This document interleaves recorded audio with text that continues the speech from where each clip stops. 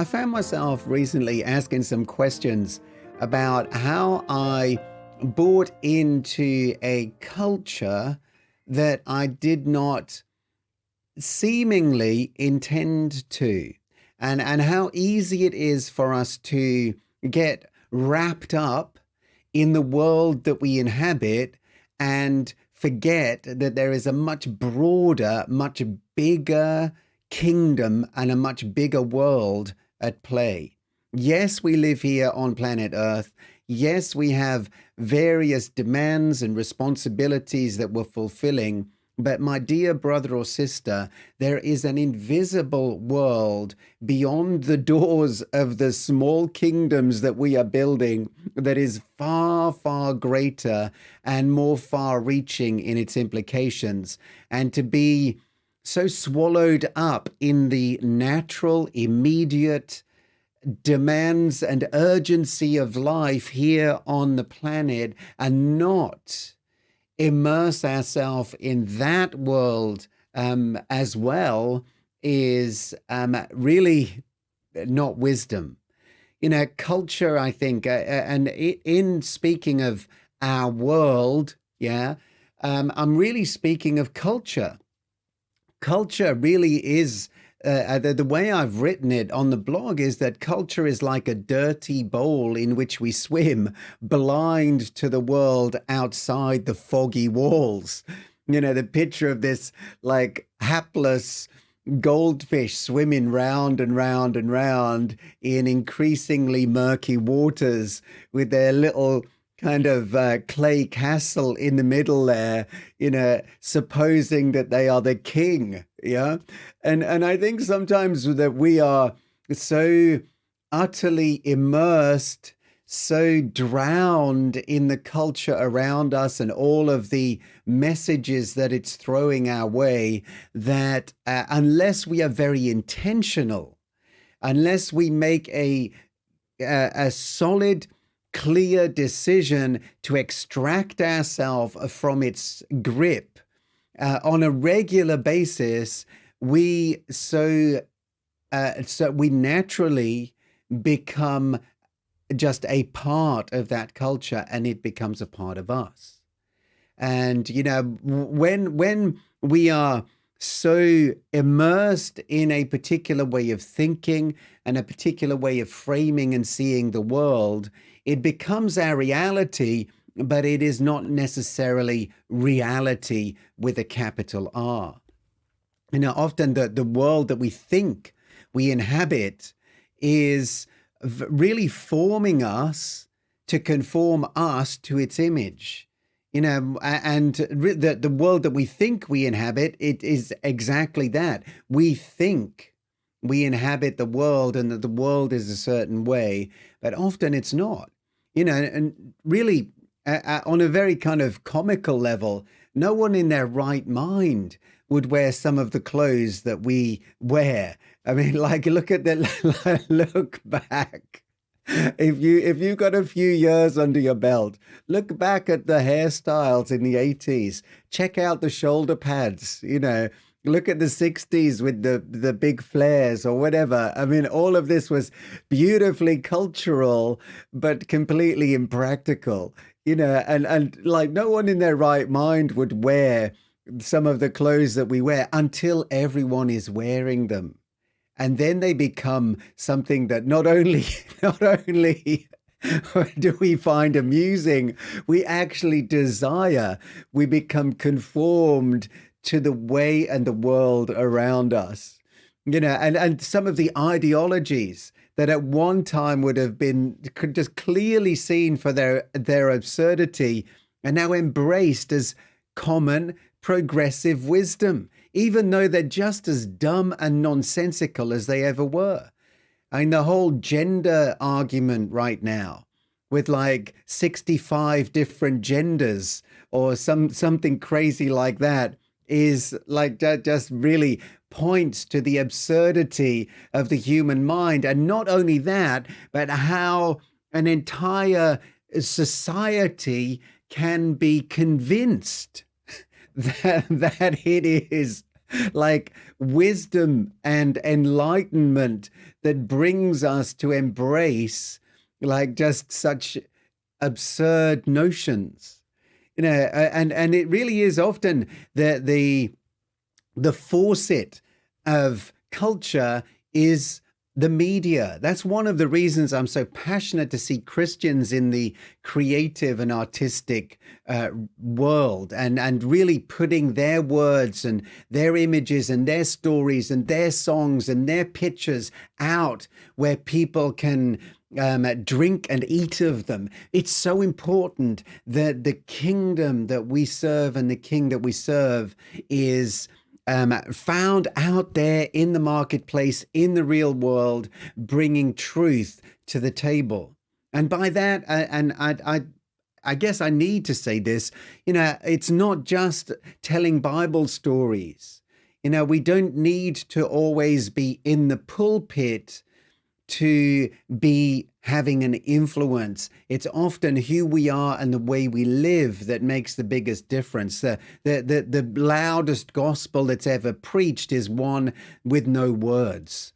And that drip, drip, drip from our screens and devices just desensitizes us and desensitizes society to just right living and eternal values. God and his holy nature are just sidelined in favor of the latest trends. Now, here, especially in the postmodern West, and I had to question myself and think, man, are we in postmodern or are we now postmodern?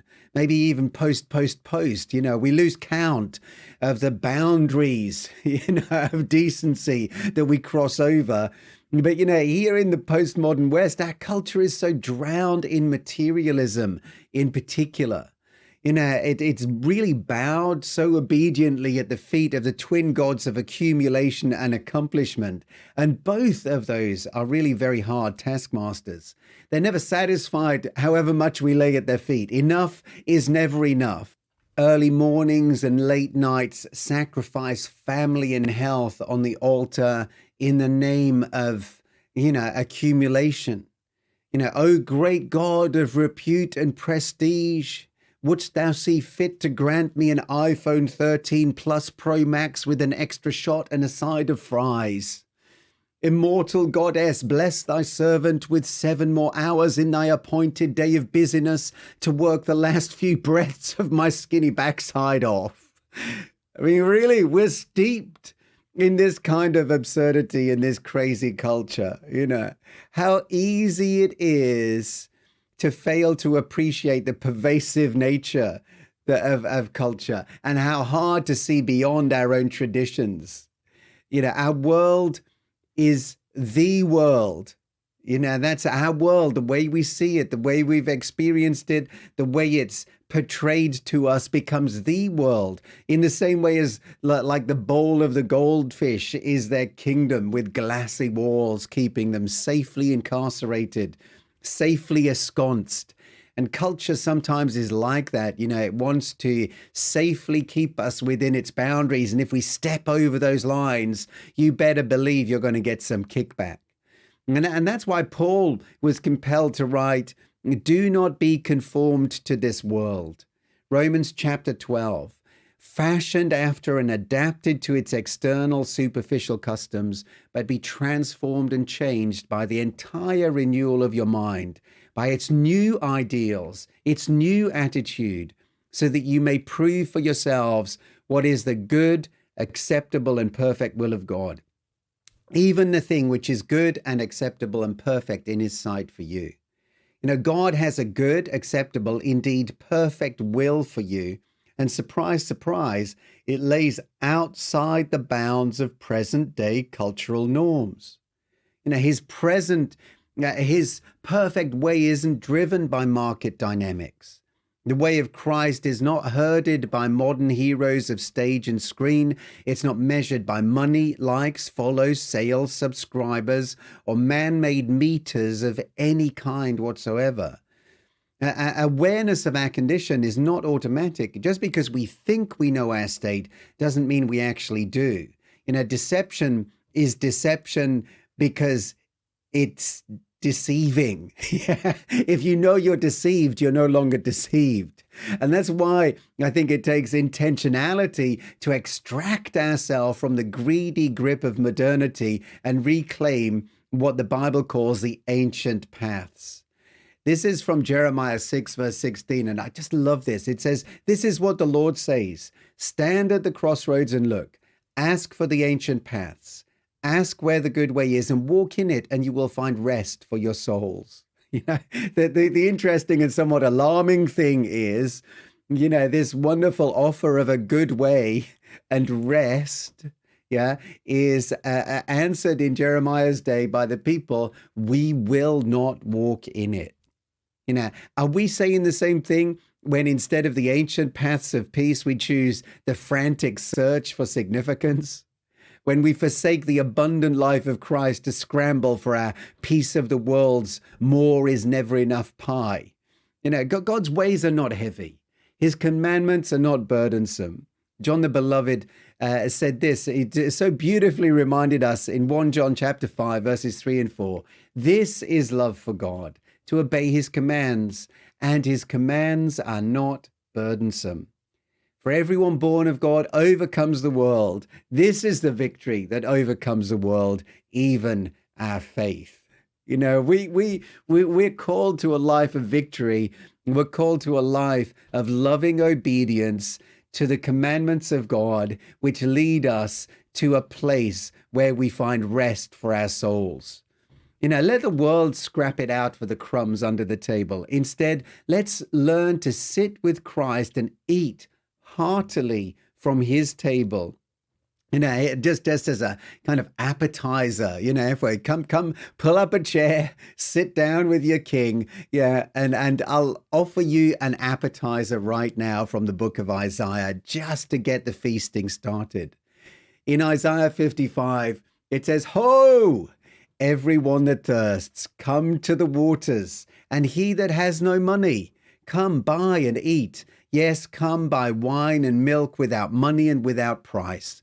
Why do you spend money for that which is not bread, and your labor for that which satisfies not?" Man, that is a great question. That is a great question for today, is it not?